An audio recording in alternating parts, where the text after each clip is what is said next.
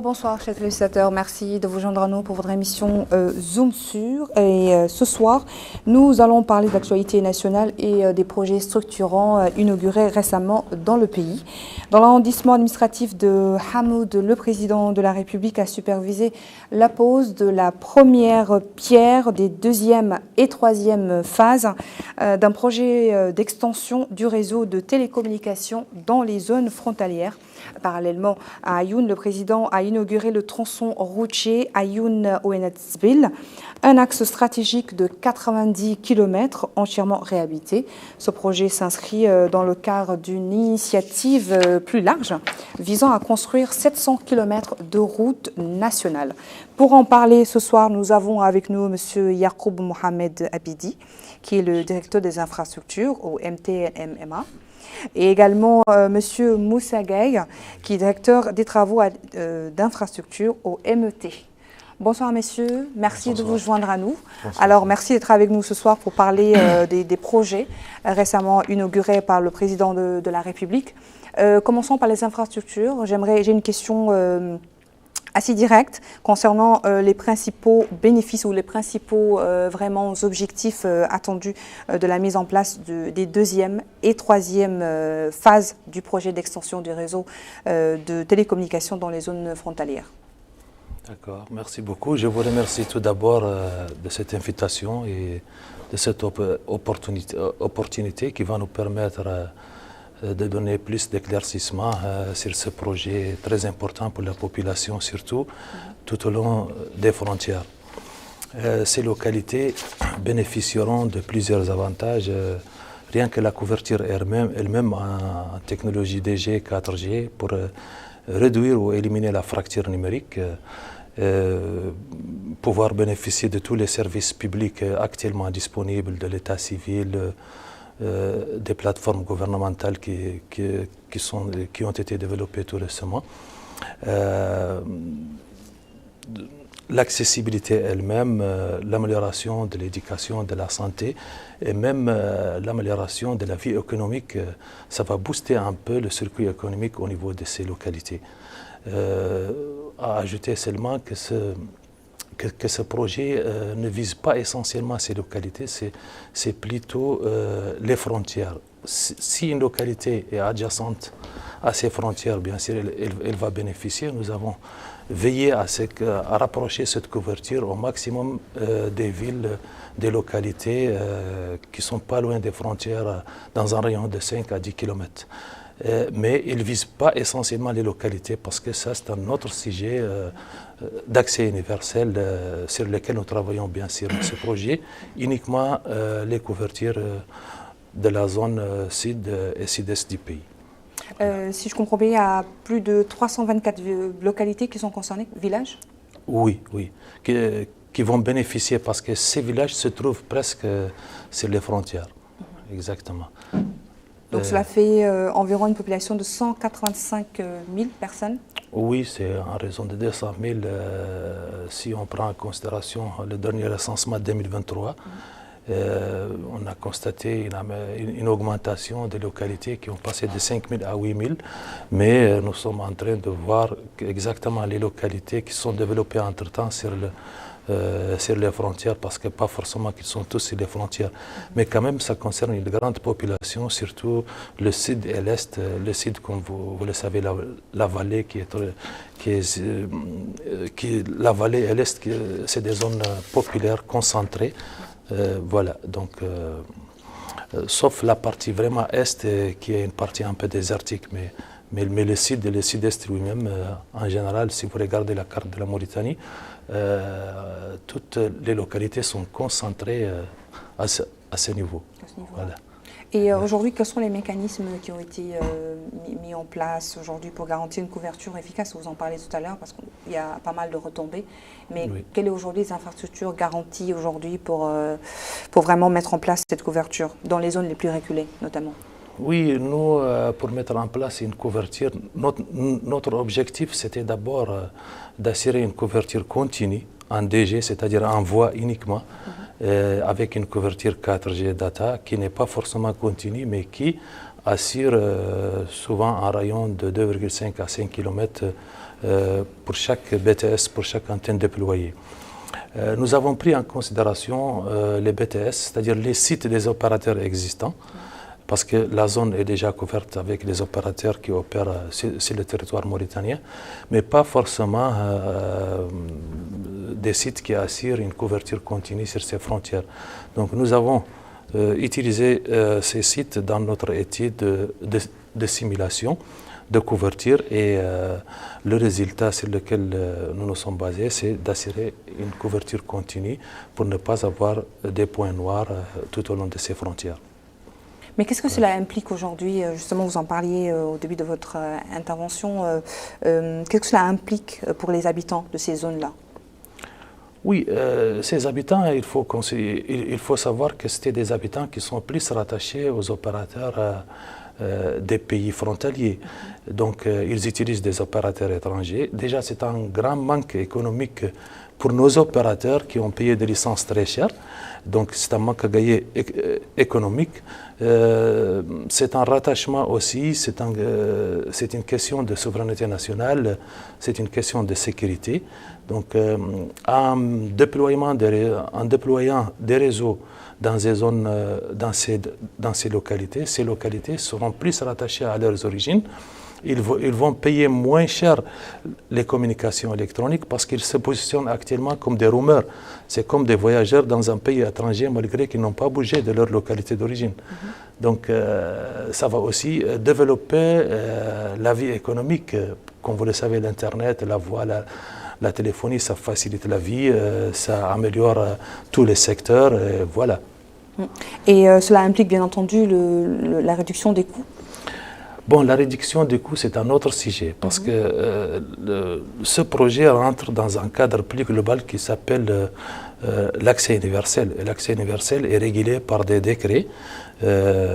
Voilà. Ces décrets, par exemple, si on parle du dernier décret de 2024-189, dans son article 6 et dans son article 21, il parle de la possibilité, à la demande du ministère de Transformation numérique, l'autorité de régulation qui gère exactement ce dossier d'accès universel peut demander à l'opérateur qui va exploiter ces sites de télécommunications de paramétrer une tarification réduite pour ces populations qui ont un revenu modéré. Donc, c'est-à-dire dans la loi c'est possible, mais son exécution nécessite plusieurs procédures. Alors, une fois les infrastructures installées, quelles mesures seront prises pour garantir leur entretien et l'évolution, notamment technologique, dans le futur? Et bien sûr, l'entretien est prévu dans le cadre de ce projet parce qu'une fois ce réseau déployé, il y aura un autre appel d'offres pour la gestion de ce réseau. L'un parmi ces opérateurs existants de télécommunications va gagner la gestion de ce réseau qui est actuellement un réseau pour la phase 2 et 3, un réseau de 101 sites. Dans la convention de gestion, il y a bien sûr un aspect maintenance et une subvention de l'État, un calcul à faire à la fin de chaque année, des rapports à envoyer à l'autorité de régulation. Donc la maintenance est bien prévue. Et même actuellement, dans la phase construction, l'équipementier assure la maintenance pour 3 ans déjà.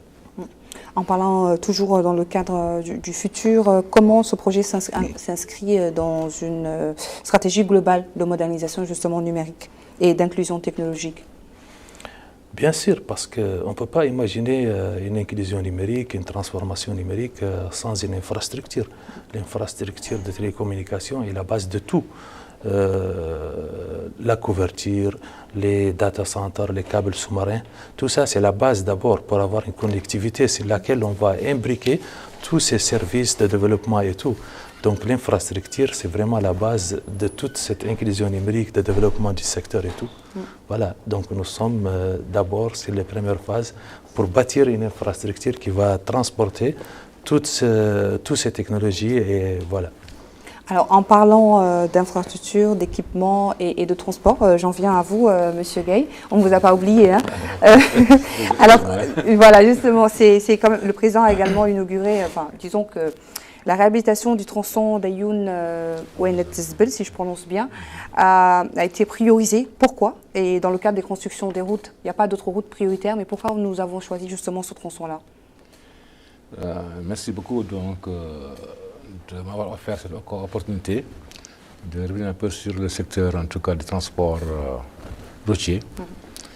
Et par rapport à votre question, il s'est avéré que ce projet s'est achevé avant les autres, parce qu'il s'agit d'un programme, un grand programme, qui intègre plusieurs tronçons de la route de l'Espoir.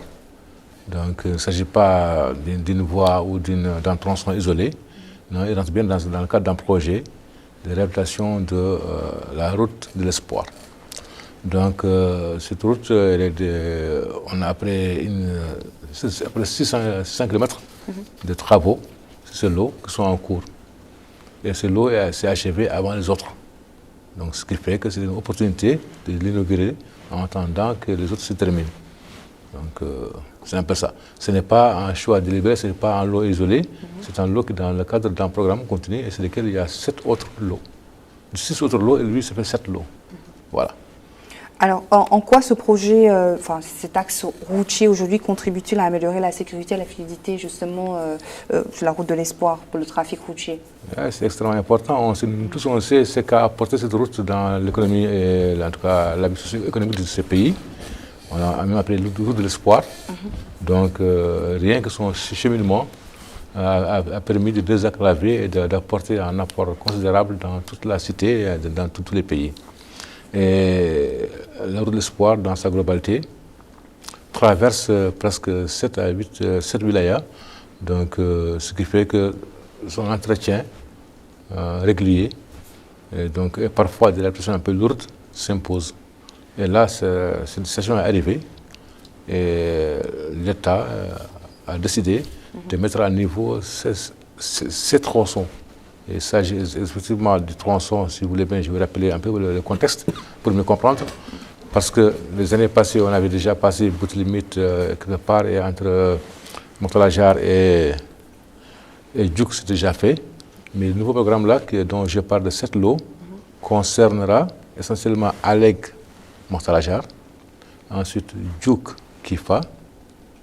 On va sauter jusqu'à Tintan. Il y a Tintan Ayoun, Ayoun Ouenet-Zbel, donc c'est le numéro 4 qui a fait l'objet d'une inauguration. Ensuite, on a Ouenet-Zbel jusqu'à Timbedra et Timbedra Nema. Voilà, ce sont les travaux qui sont en cours. Sur ces 6 lots-là, le 7e lot, c'est entre Bogué et Kéhédi. Donc ces 7 lots constituent en tout cas un programme de réhabilitation des tronçons routiers qui, in fine, vont faciliter en tout cas le déplacement entre les localités. Et la sécurité, bien sûr. Parce que si une route n'est pas dans de bonnes conditions, d'abord ça porte préjudice aux véhicules qui circulent, mais aussi crée un danger permanent pour les utilisateurs. On sait que d'abord, c'est fait que les véhicules ne soient pas vraiment dans de bonnes conditions. Les chauffeurs aussi, ils ont leur part dans ce qui se passe, mais si la route n'est pas bonne, les risques sont encore augmentés de 3 à 4 fois plus. Donc voilà. Cela détermine en quelque sorte les choix que vous faites sur les routes à réhabiliter. Absolument, parce que ces routes-là sont fondamentales, en tout cas dans le système de communication national. Et comme je dis tantôt, elles traversent plus de 6 à 7 wilayas. Donc les mouvements des véhicules, des voyageurs, des marchandises sont permanents sur cet axe-là. Donc c'est d'où l'intérêt d'avoir en tout cas une infrastructure qui répond aux normes. Voilà. Donc c'est une mise à niveau, c'est une adaptation qui permet de faire une mise à niveau. Et aujourd'hui, les défis que vous avez eu à rencontrer justement lors de ces travaux-là, vous avez parlé de 7 lots, de réhabilitation de 7 lots, et comment vous faites aujourd'hui parce que si on barre quand même un chemin pour les réparer, je suppose qu'il faut déjà mettre en place une autre route pour les usagers. Oui, donc c'est extrêmement important comme question. D'abord, si on s'en tient d'abord à ce qui est en train d'être fait, on a eu l'opportunité de travailler sur des routes qui existaient déjà. Mais, compte tenu de l'évolution de la science et de la technologie, on a d'abord choisi un processus particulier qui permet d'avoir une durabilité encore meilleure. C'est dans le premier aspect qu'on doit tirer de ces réhabilitations-là. Là, on va avec, en termes techniques, juste là, on a une couche de base qui sera en GB, et ensuite une couche de finale qui sera en BB. Bon, BB, c'est-à-dire pour les gens qui ne comprennent pas vraiment les termes techniques. Donc le BB, c'est un béton bitumineux, donc, qui sera la couche finale. Et avant, on avait juste une couche de base uniquement en tout venant. Mais là, on va vraiment avec du granit bitume, du bitume granulé, avec une faible quantité, mais qui est beaucoup plus solide, beaucoup plus adapté pour encore mieux absorber les charges des routes. Ça, c'est pris en compte. Et on a aussi tenu à ce que tous les ouvrages qui sont sur ces routes-là, soit les radiers, les dallots, donc, soient aussi refaits dans les conditions les meilleures. Voilà. Donc, ce sont des dispositions particulières qui ont été prises pour que les routes ne soient pas seulement réhabilitées, mais elles soient aussi mises à niveau. Voilà. Aujourd'hui, quand nous parlons de routes à mettre à niveau et de routes qui sont abîmées, mais qu'est-ce qui le plus souvent abîme les routes? Est-ce que le passage des poids lourds, par exemple? Est-ce que vous avez une restriction pour certaines voitures, pour emprunter de certaines routes? Comment cela se passe? Donc déjà, pour parer un peu à ces aléas de véhicules trop chargés, le système mis en place résistera mieux dans les mêmes conditions que ce qui existe déjà. C'est le premier aspect. Le second aspect aussi, l'État en est conscient que chaque route est dimensionnée pour un certain nombre de véhicules et une certaine charge.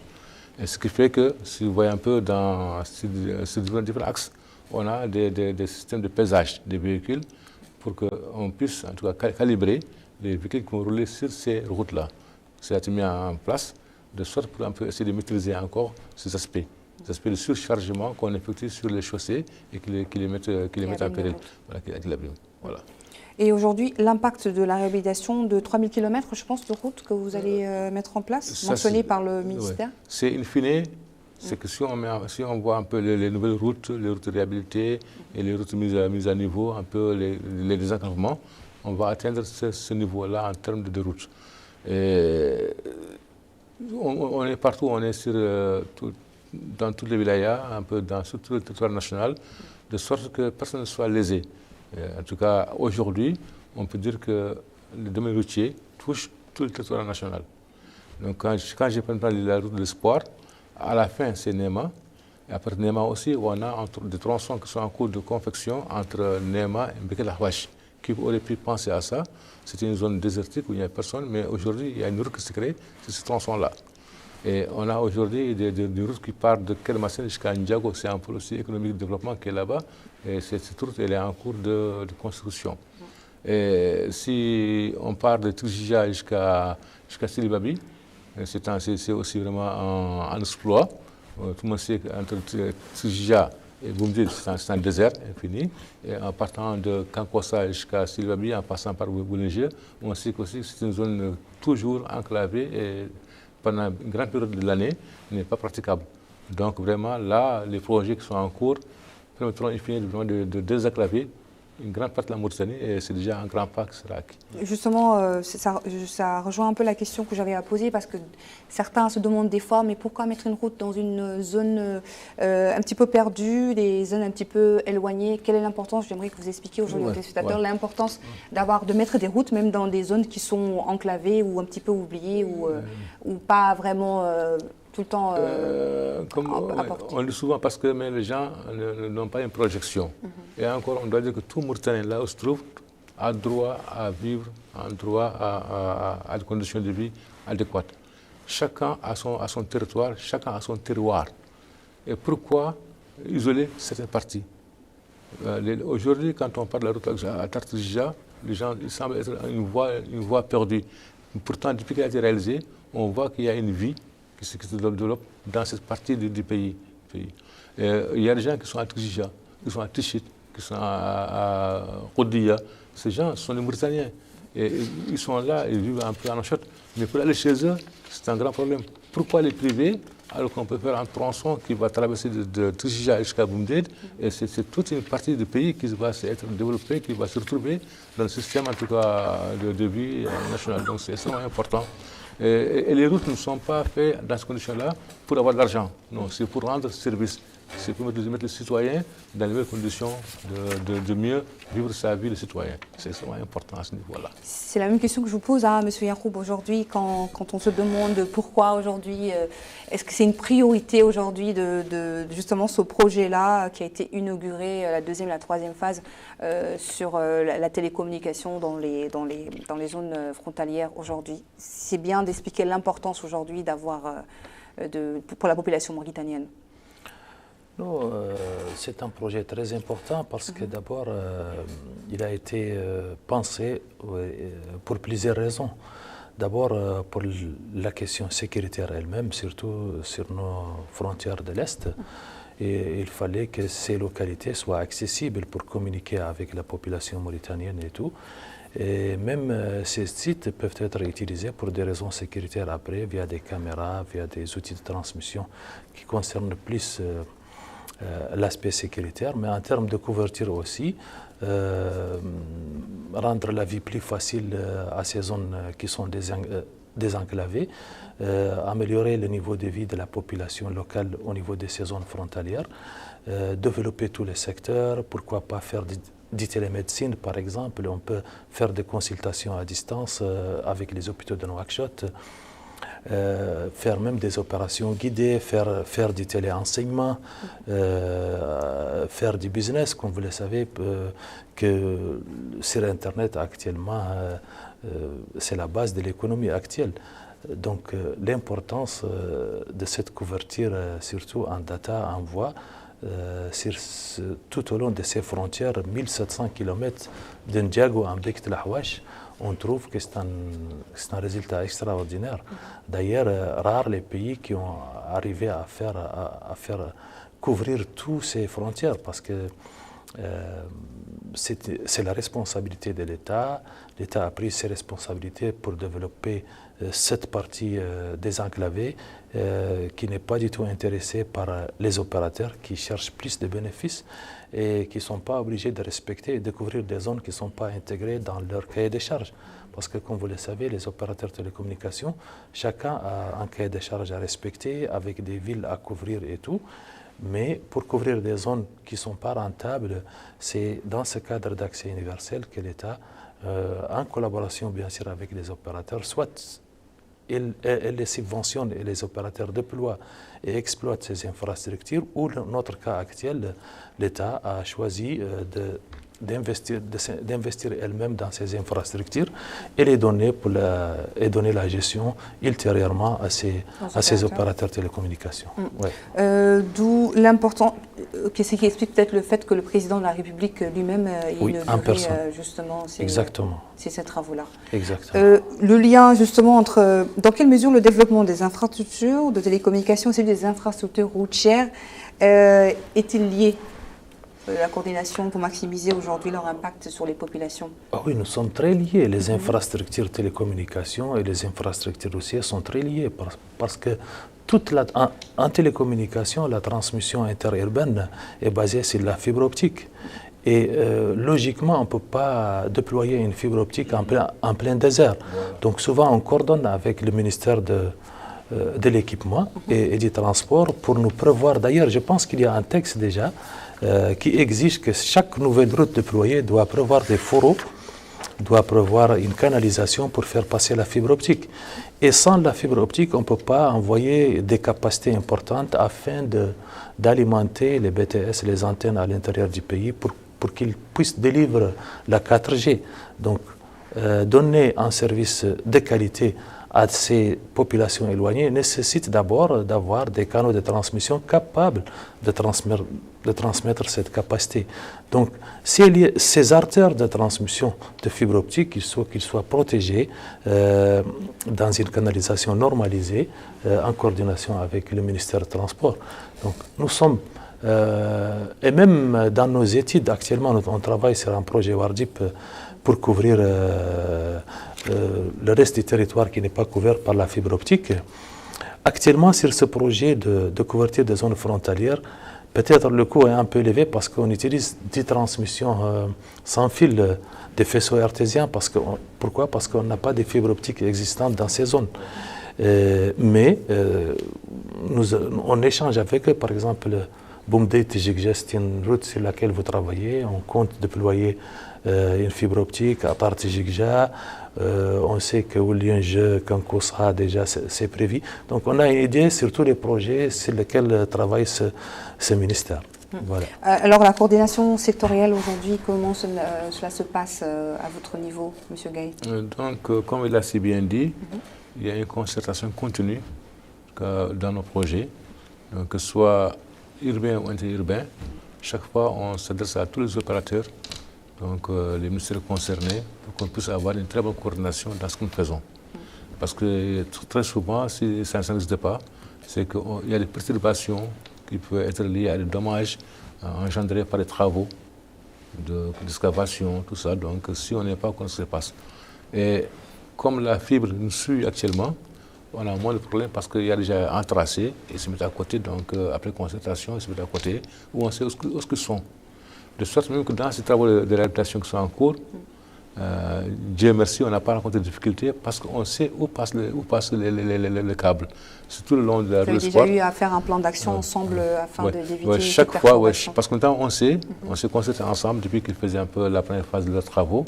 Donc on sait où passe la fibre optique. Donc, nos travaux sont mis en parallèle, ne touchent pas. Et le cas même se pose actuellement même au niveau de la route de l'aéroport, qui sera bientôt réhabilité aussi. Et la situation se pose, on sait là où passe le câble, depuis l'aéroport jusqu'à la ville, donc on essaie d'éviter. Parce qu'on s'est concerté, on sait où se trouvent en tout cas ces réseaux-là. C'est valable aussi pour les secteurs de l'eau, de l'assainissement et de l'électricité.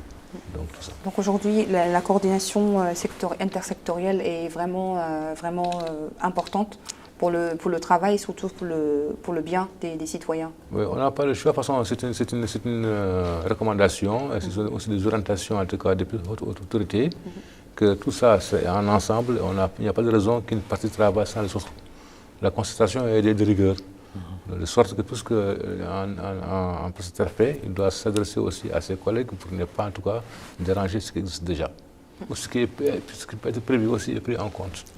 Voilà. Tout à l'heure, M. Gaye, nous avons parlé de la réhabilitation des routes, surtout sur l'axe des échanges commerciaux et le développement économique local. C'est les projets conjoints entre les deux secteurs et même d'autres secteurs. Vous avez parlé tout à l'heure du secteur de l'eau. Comment permet-il aujourd'hui de transformer les zones frontalières en pôle de développement économique? Déjà, on dit que quand il y a la route, il y a un développement. C'est un adage que les gens utilisent souvent parce qu'il reflète un peu la possibilité de communiquer facilement. Et aujourd'hui, quand on voit comme ils ont réalisé le réseau de Ndiago jusqu'à Minglawash, c'est quasiment la même chose. Parce que je mets aussi à lister nos routes qui aboutissent aux frontières, on sent que l'État veut sécuriser en tout cas son territoire. Donc en tout cas, toutes les lignes extérieures de son territoire sont plus ou moins connectées, soit par voie de communication par les routes, soit par un réseau de communication partout. Sinon, sans sécurité, sans communication, on ne va nulle part. C'est un peu ça, en tout cas la politique développée par le gouvernement et par l'État mauritanien, de mettre en œuvre toutes les actions qui puissent d'abord sécuriser son territoire, mettre ces populations dans les meilleures conditions de communication et d'accessibilité. Et comme ça, au moins, on est certain qu'on peut maîtriser la situation facilement. C'est le cas parce que si on voit un peu aujourd'hui, la Houach qui a été créée pour une question sécuritaire, et qu'on lui crée une route, c'est pas pour rien. Aujourd'hui, on a le port de Ndiago qui est un pôle économique extrêmement important qui est à la frontière. Si on lui met la route, c'est pour aussi la rendre en tout cas, plus solidaire du système de réseau mauritanien. Si on arrive à Rabou, c'est la même chose parce qu'on a celui de Rabou qui est en cours. Quand on vient à Hamoud, c'est une frontière avec le Mali. Donc toute cette bande-là, c'est une bande frontalière, mais on le sait au hasard parce qu'il faut sécuriser. Il faut rendre les Mauritaniens à la Mauritanie qui sachent qu'ils ont un pays qui les soutient et qui les appartient. Voilà, c'est extrêmement important. Et ce sont ça ces réseaux en gros. Donc vous rejoignez un petit peu l'adage de M. Gaye concernant quand il y a la route, il y a le développement, donc quand il y a la communication, le développement également. Oui, effectivement, quand il y a une route, il y a un développement, et quand il y a une route, il y a une fibre, il y a encore développement, et s'il y a une fibre, il y a des télécommunications, il y a une couverture en voix, en data, il y a de l'Internet, donc il y a de l'activité, il y a de l'économie qui bouge, il y a de sécurité, c'est vraiment nécessaire. Les télécommunications aujourd'hui sont devenues comme un droit humain, comme l'eau, comme l'électricité. Donc vraiment, je le valide si on parle l'exemple du port de Ndiago actuellement, qui est le futur du secteur gazier, du secteur pétrolier. Ndiago est couvert actuellement, mais en faisceau artésien. On a des opérateurs qui sont existants, mais c'est sûr qu'il y aura bientôt un besoin accru et une demande gourmande en bande passante Internet dans ces zones. Rien qu'avec le lancement de la production, la demande va se multiplier. Donc nous, on ne peut pas déployer une fibre actuellement en attendant que la route se déploie. Voilà. Donc nous sommes en étroite coordination avec eux, mais dès que la route se lance, c'est le même cas de la route vers l'Algérie, sur laquelle on travaille avec eux. Voilà, la route est en cours de construction entre Zouerat et Hassi 75 de Tindouf. Notre étude est prête, le financement est là et on attend juste que la route se déploie pour mettre déjà cette fibre qui va nous donner un autre accès sur l'international, qui va désenclaver toute cette zone désertique aussi jusqu'à Birmougrain en continuant vers Tindouf. Voilà.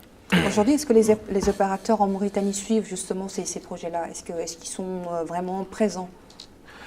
Oui, bien sûr, les opérateurs. D'ailleurs, la stratégie est gérée par le ministère lui-même. Nous, on a une stratégie de couverture, de déploiement, une stratégie sectorielle et géographique aussi, zonale, bien sûr. Donc les opérateurs, chacun a ses engagements, mais dans le cadre de l'accès universel aussi, ils collaborent avec l'État pour atteindre ensemble les objectifs. Voilà. Et quels sont les projets là présentement, après justement les deux projets qui ont été inaugurés dernièrement, troisième et deuxième phase, et également l'un des tronçons, l'un des lots que vous avez inauguré également. Quel est à moyen ou à court terme les projets qui concernent justement, que ce soit pour la frontière ou pour la Mauritanie dans sa globalité? Nous, on travaille parallèlement. Ce projet de zone frontalière va prendre 13 mois. Normalement, en 13 mois, cette couverture va s'achever et on va retourner vers une ancienne couverture qui existait entre Zouerat et Birmougrain. Et c'est pas Birmougrain, c'est le Bir. Aïn Bintili, exactement. Aïn Bintili, c'est vraiment au nord. Le dernier point au nord, on a une couverture existante qui est exploitée par Chinkitel actuellement, mais qui est en DG seulement, c'est-à-dire elle assure uniquement la voie avec des équipements qui sont devenus un peu obsolètes. Donc on va les rendre, on va les améliorer, on va les moderniser, on va faire un update, on va les remettre en 4G, renouveler tout le système solaire aussi, afin de garantir une énergie capable d'accompagner. L'autre point qui est très important, d'ailleurs, on va sécuriser le pays par un deuxième câble sous-marin qu'on vient de signer son contrat actuellement avec l'entreprise La Link qui va atterrir à Nouadhibou. Nous avons le câble WAC aussi qui a atterri aussi à Nouadhibou, qui doit être en service bientôt. Et bien sûr un autre quatrième câble pour déjà garantir, pour sécuriser le trafic international, multiplier la bande passante et pourquoi pas dans notre stratégie vendre les capacités pour les pays africains comme le Mali, comme le Niger qui n'ont pas un accès sur l'Atlantique. Donc déjà nous sommes en contact avec eux, la stratégie déployée. Seulement toute la capacité excédentaire va être véhiculée vers ces pays pour leur garantir une bande passante importante et pour sécuriser aussi leurs liens qui achètent vers d'autres pays. La sortie aussi vers l'Algérie va nous garantir plus de sécurité et plus d'avantages. Nous avons le data center gouvernemental qui doit terminer le mois prochain normalement, sur lequel toutes ces applications, ces systèmes étatiques et privés vont être déployés avec un cloud aussi important, un data center tier 3 qui est certifié aux normes internationales. Voilà, donc c'est essentiellement les projets d'infrastructure qui vont être prêts en 2025 normalement. Et concernant le département de l'équipement et des transports? Oui, donc là nous avons ces projets qui sont en cours et nous espérons que le long de la route de l'espoir, qu'on va achever les travaux entre le mois de mars et le mois de mai, Inch'Allah avant l'hivernage, qu'on va terminer ces lots-là. Et ensuite, nous avons la route qui va entre Amourj et Adel Bagrou, qui est aussi entamée. On espère aussi achever, en tout cas, au courant de l'année.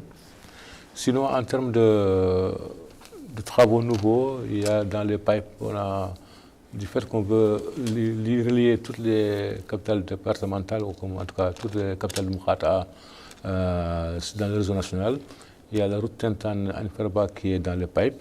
Donc, qui est vraiment en étude. Et comme actuellement on fait la route Atar-Shingiti, il y a possibilité qu'il y ait la jonction entre la route et Ouadan aussi, qui est aussi dans les pipes. Donc, c'est surtout l'idée est que toutes les capitales départementales soient reliées au réseau routier national. Bon. Et il y a un volet important, c'est vraiment ce volet réhabilitation. Et il est entrevu certainement un tronçon entre celle de Nouadhibou qui doit être aussi réhabilité incessamment parce qu'il semble être déjà un peu détérioré à cause d'une grande fréquentation. Bon. Maintenant, par rapport aux autres aspects, bien sûr, je ne vais pas oublier, c'est le tronçon Rosso-Bogué aussi, qui est aussi dans les pipes. Tout ça, ça dépendra en tout cas de ce qu'on va avoir comme disponibilité financière, suivant parfois les bailleurs de fonds, pour pouvoir faire tous ces projets-là. Et quand je parle de Rosso, nous avons le pont de Rosso qui est aussi en cours de discussion et qui va un peu commander à ce qu'on travaille un peu sur le corridor. Le corridor, c'est de Nouadhibou jusqu'à Rosso, donc il y a des parties qu'on doit améliorer de sorte que le trafic soit fluide depuis la frontière extérieure de côté Nouadhibou jusqu'à Rosso.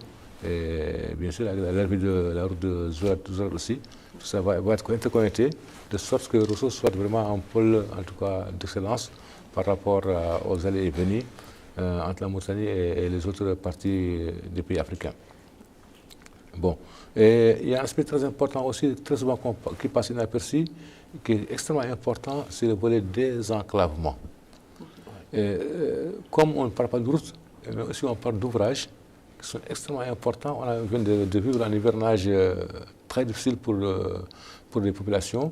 On a eu beaucoup d'eau, mais on a eu beaucoup de zones de pays qui ont été isolées pendant plusieurs mois sans avoir pas possibilité d'accéder ni les personnes, ni les biens, parce qu'il y a des coupures et des ruptures dans les voies d'accès. Ce volet aussi, il est confié à notre ministère. Donc, ça fait partie, en tout cas, des infrastructures qui sont mises à niveau. On a des ponts d'Allo, des ponts, on a des radiers, on a des ouvrages qu'on met un peu partout.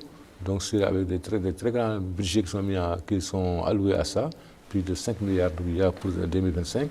Donc, c'est extrêmement important que ça se sache aussi, parce qu'il n'y a pas de communication, on ne sent pas que c'est un aspect important que notre ministère déploie et qui réalise entre chaque hivernage et un autre. Donc, ça s'appelle le volet de désenclavement qui est aussi en cours. Cela concerne également l'entretien routier. Je suppose que toutes ces routes doivent être entretenues de manière assez... On a aussi une structure qui est vraiment dédiée à cet entretien, c'est l'ETER. C'est une société sous tutelle, donc, qui s'occupe de l'entretien routier, parallèlement au désenclavement. Donc, de façon continue, il y a une convention cadre qui est signée entre l'État et cet établissement-là, qui permet d'assurer de façon permanente, en tout cas, l'entretien du réseau routier. Voilà. Et dans toutes les directions, en tout cas, du pays. Et vous avez parlé tout à l'heure de financement, justement, ces projets qui sont mis en œuvre et qui seront certainement d'autres projets qui seront mis en œuvre en 2025. Comment cela est-il financé? Une grande partie par l'État ou vous avez des bailleurs, je suppose? Pour le projet des zones frontalières sur lequel on travaille actuellement, c'est un projet financé par le Fonds d'accès universel. Ce Fonds d'accès universel, chaque opérateur de télécommunication, même les fournisseurs d'accès Internet, et verse 3% de son chiffre d'affaires annuellement dans ce fonds. Donc c'est avec ce fonds que l'État gère tous ces projets d'accès universel pour pouvoir améliorer la vie des citoyens, couvrir des zones qui ne sont pas couvertes. Il est utilisé dans la formation, il est utilisé dans tout ce qui est IT, il est utilisé même dans l'électricité, dans des zones reculées, l'eau et tout. Donc, parce que ce fonds d'accès universel ne concerne pas uniquement les télécommunications. Concernant les autres projets, on travaille sur le projet Wardip qui va déployer entre 2000 et 3000 km de fibre optique financés par la Banque mondiale. Voilà, essentiellement. Parlant du pont de Rosso, on a coordonné avec eux aussi, avec le ministère de l'Équipement, parce qu'on va passer une fibre qui va nous lier avec le Sénégal pour pouvoir sortir sur les autres câbles sous-marins connectés déjà au Sénégal, comme tout Africa, les autres câbles sur lesquels nous ne sommes pas connectés pour sécuriser davantage notre trafic international. Donc c'est important également d'avoir une injonction avec les pays frontaliers justement pour mettre en place tout ça. Bien sûr. Chaque pays a intérêt de se connecter avec l'autre pays pour bénéficier de l'accès de l'autre pays sur l'international afin de sécuriser son trafic. Même s'il n'a pas besoin de capacité Internet pour sa consommation locale, mais il a besoin de plus de sécurité. Si vous vous rappelez le cas de la coupure du câble sous-marin de la Mauritanie, ACE, on était tous out parce que nous n'étions pas sécurisés. Pour cela qu'aujourd'hui, on a signé un deuxième câble sous-marin, on essaie de se connecter sur les autres pays frontaliers pour sécuriser notre trafic international. Je suppose que c'est le cas également pour le transport, l'équipement de transport. Oui, en termes pour nous, nos projets sont essentiellement financés par l'État. Ce qu'il faudrait saluer, cet effort considérable que l'État dépense beaucoup d'argent pour assurer, en tout cas, pour avoir un réseau routier performant. Et cela dit, on a aussi des partenaires qui nous accompagnent, notamment si on voit un peu la route Trujija-Silibabi, donc c'est après ces 5 lots qui est aussi répartis. Là, on se met avec le FADES, donc qui finance une partie du projet. À Tarchingiti, on est en partenariat avec la BID, c'est une partie, et la route Mbeket-Lahwash et Nema, on a aussi là-bas comme bailleur le fonds Covessien. Ça, c'est au niveau des routes. Tout le reste, c'est financé à 100% sur le fonds État.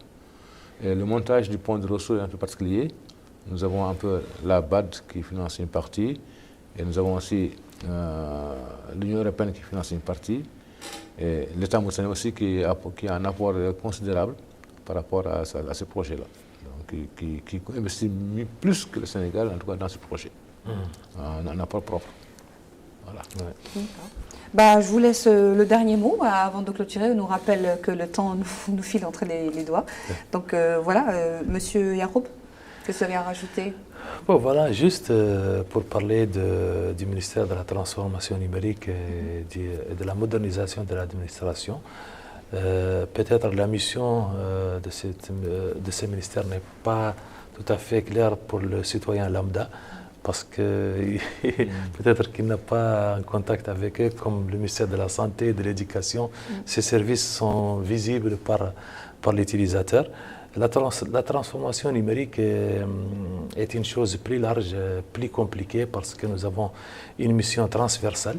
On va transformer tous ces ministères, on va transformer l'éducation, on va transformer digitalement la médecine, on va toucher tous les secteurs, on va couvrir en télécommunication, on va même rééduquer et éduquer les citoyens parce qu'aujourd'hui, tout est digitalisé, on ne peut pas rester derrière le monde. Donc ça nécessite vraiment un accompagnement juridique en termes de textes, une collaboration étroite avec tous les acteurs, tous les ministères. C'est vraiment un travail colossal qui fait participer tout le monde, ce n'est pas uniquement le ministère de la Transformation numérique. Au niveau de la modernisation de l'administration, il y a un effort très important pour réduire, faciliter les services gouvernementaux. Voilà, au niveau de la sécurisation de l'Internet, de la capacité internationale, le déploiement de la fibre optique tout au long du pays, on travaille. On travaille sur le développement de plusieurs services comme la dernière plateforme AIN qui permet aux citoyens. Nous avons eu Henry Mitzaïnena qui nous a parlé justement du lancement de cette plateforme-là. Parce qu'il est piloté par la primature. Le système routier aussi. Vous avez constaté ces derniers temps que la circulation est un peu organisée parce qu'on a commencé à capter les images des infractions, à pénaliser les gens. Donc la chose s'améliore petit à faire attention petit à petit. Ah oui, tout à fait. Donc voilà, nous sommes au début, mais quand même on travaille, on multiplie les efforts pour atteindre l'objectif. Mais d'où l'importance maintenant de jouer vraiment sur la communication pour que ce secteur soit bien connu et que le travail soit vulgarisé, que tout le monde puisse savoir ce qui se passe vraiment dans ces structures-là. Tout à fait. Et vous, Monsieur Gaye? Donc moi je suis dans un ministère traditionnellement bien installé dans la République, qui a existé depuis l'indépendance. Le ministère existe. Maintenant, il peut y avoir des orientations ou des... Mais, en gros, son travail est connu. Et nous avons plusieurs directions qui sont sous tutelle, et ce qui fait qu'il a un large éventail, en tout cas sur la structuration dans le pays. Mais je vais surtout m'appesantir sur les infrastructures de transport. Et là, je vais demander d'abord aux citoyens, bénéficiaires, ou en tout cas ceux qui utilisent les voies, d'être patients. Parce que le travail d'une route, ce n'est pas tellement évident. Dans un bâtiment que je connais bien, on prend des matériaux déjà préfabriqués, on veut les poser. La route, chaque travail est une usine, on crée tout. Donc parfois, c'est très difficile. On peut commencer une route et on a une rupture de matériaux qu'on peut ne pas trouver. Quelque part, on va aller jusqu'à 230 km pour avoir le matériau. Et ça, le citoyen lambda ne peut ne pas le comprendre. C'est chercher du carburant à longueur de journée, trouver du kérosène à longueur de journée, ce n'est pas évident. Donc, on doit savoir aussi qu'on a un tissu d'entreprise nationale qui entre dans le pipe, hein, que je vais travailler dans ce secteur-là. Et on veut nationaliser, il faut qu'on soit patient. C'est vrai que quand on est sur une route, on est dans une déviation, on a mal au dos, on a mal au rein, mais in fine, après un temps, on va avoir une route qui fonctionne très bien. En tout cas, c'est un appel que je lance à tous les citoyens, d'avoir cette patience aussi, de comprendre que tout ce que nous faisons, c'est pour leur bonheur dans un futur très proche. Donc c'est important également, je reviens, de communiquer justement sur ces aspects-là, pour que le citoyen lambda puisse comprendre que c'est dans son bien et qu'il va falloir patienter pour avoir un produit fini qu'il pourra utiliser in fine. Voilà, c'est ça. D'accord. Merci beaucoup à vous, messieurs, de nous avoir accompagnés tout au long de cette émission. Merci à vous, monsieur Yacoub Mohamed Abidi, le directeur des infrastructures au ministère de la Transformation numérique et de la modernisation de l'administration. Merci également à vous, monsieur Gaïboussa, directeur des travaux d'infrastructure au ministère de l'équipement et des transports. Merci, nous avons passé un excellent moment en votre compagnie. Merci à vous, chers téléspectateurs, de nous avoir suivis encore une fois pour l'émission Zoom Sur. Merci à toute l'équipe technique et rédactionnelle qui nous ont accompagnés tout au long de cette émission. Et bonne soirée.